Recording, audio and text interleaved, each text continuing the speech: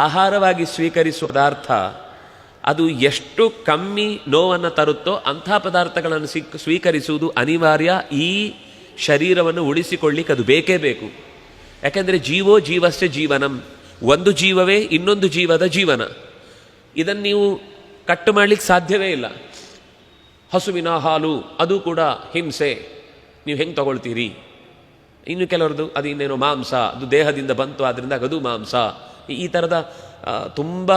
ಇನ್ನು ಕೆಲವರಿಗೆ ಮೊಟ್ಟೆ, ಅದು ಸಸ್ಯಾಹಾರಿ, ಅದು ಇನ್ನೂ ಅದರ ರಕ್ತವೇ ಬಂದಿರುವುದಿಲ್ಲ, ಅದರಿಂದಾಗಿ ಅದು ಸ್ವೀಕರಿಸಬಹುದು.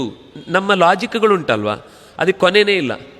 ನಾವೇ ಕೆಲವು ಕಲ್ಪನೆ ಮಾಡಿಕೊಂಡು ನಾವೇ ಅದಕ್ಕೆ ಉತ್ತರ ಕಂಡುಹಿಡಿದು ನಾವೇ ಅದನ್ನು ಇದು ಸರಿ ಇದು ತಪ್ಪು ಅಂತ ಮಾತಾಡ್ಲಿಕ್ಕೆ ಹೋಗ್ತೇವೆ.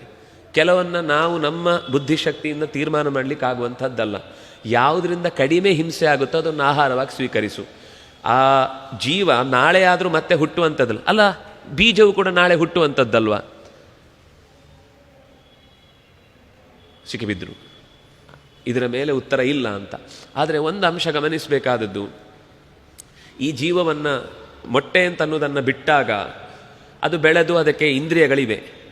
ಆದರೆ ಈ ಸಸ್ಯಗಳಿಗೆ ಪ್ರಾಣಿಗಳಷ್ಟು ಇಂದ್ರಿಯಗಳಿಲ್ಲ. ಅದರಿಂದಾಗಿ ವೇದನೆ ಅನ್ನೋದು ಕಮ್ಮಿ. ಇಂದ್ರಿಯಗಳ ಅಭಿವ್ಯಕ್ತಿ ಹೆಚ್ಚಾದ ಹಾಗೆ ನೋವಿನ ಅಭಿವ್ಯಕ್ತಿ ಜಾಸ್ತಿ.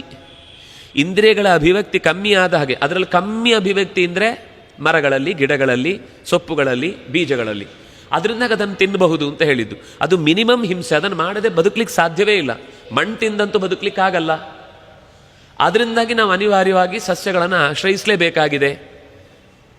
ಇಲ್ಲೇ ಆದರೆ ಇದು ಇನ್ನೂ ಬೆಳಕು ಅಂದರೆ ಬೆಳೆದು ದೊಡ್ಡದಾಗಿ ಹೆಚ್ಚು ಹೆಚ್ಚು ಇಂದ್ರಿಯಗಳಿಂದ ಅಭಿವ್ಯಕ್ತಿ ಆಗುವಂಥದ್ದಾದ್ರಿಂದಾಗಿ ನೆತ್ತರು ಬಂದರೆ ಮಾತ್ರ ಮಾಂಸ ಅಂತಲ್ಲ. ನಾಳೆ ಅದರಿಂದ ಶರೀರ ಬಂದು ನಾಳೆ ಆದರೂ ನೆತ್ತರು ಬರುತ್ತಲ್ಲ, ಇವತ್ತಿಲ್ಲದೆ ಇರ್ಬೋದು. ಅದರಲ್ಲಿ ನಾಳೆ ಆದರೂ ಅದು ಮತ್ತೆ ಬಂದು ಸೇರಿದಾಗ ನೆತ್ತರಿನ ಅಂಶವನ್ನೇ ಕೂಡಿಕೊಂಡಿದೆ. ಅದರಿಂದಾಗಿ ಅದು ನಮಗೆ ಅಯ್ಯೋ ಸಸ್ಯದಲ್ಲೂ ನೆತ್ತರು ಅಂತ ನಾವು ಹಸುರಾಗಿ ಕಾಣುತ್ತೆ, ಇದರಲ್ಲಿ ಕೆಂಪಾಗಿ ಕಾಣುತ್ತೆ ಅಷ್ಟೇ ಅಂತ ಏನೇನೋ ವಾದಗಳು ಮತ್ತೆ ಬೆಳೆಯುತ್ತೆ. ಆದರೆ ಅದಕ್ಕೆ ಹೇಳಿದ್ದು ಇಂದ್ರಿಯಗಳ ಬೆಳವಣಿಗೆ ಬಹಳ ಮುಖ್ಯ. ಅದು ನೋವು ಅನ್ನೋದಕ್ಕೆ ಕಾರಣ ಆರ್ಗನ್ಸ್. ಅದು ಕಮ್ಮಿ ಇದ್ದಷ್ಟು ಅದರ ನೋವು ಕಮ್ಮಿ. ಯಾಕೆಂದರೆ ಇಂದ್ರಿಯಗಳು ಹೆಚ್ಚಿದ ಹಾಗೆ, ಸೆನ್ಸ್ಗಳು ಹೆಚ್ಚಿದ ಹಾಗೆ ಅನುಭವಗಳ ತಂತಿಗಳು ಜಾಸ್ತಿ. ಅದಿಲ್ಲ, ಅದರಿಂದಾಗಿ ಆ ಅನುಭವ ತಂತಿಗಳೇ ಕಮ್ಮಿ. ಅದರಿಂದಾಗಿ ಅನುಭವ ಕಮ್ಮಿ. ಅದರಿಂದಾಗಿ ನಮ್ಗೆ ಅನಿವಾರ್ಯವಾಗಿ ಇಷ್ಟನ್ನು ಸ್ವೀಕರಿಸಬಹುದು. ಇದರ ಮೇಲೆ ಚರ್ಚೆ ಬೇಕಾದಷ್ಟು ಮಾಡಲಿಕ್ಕಿದೆ.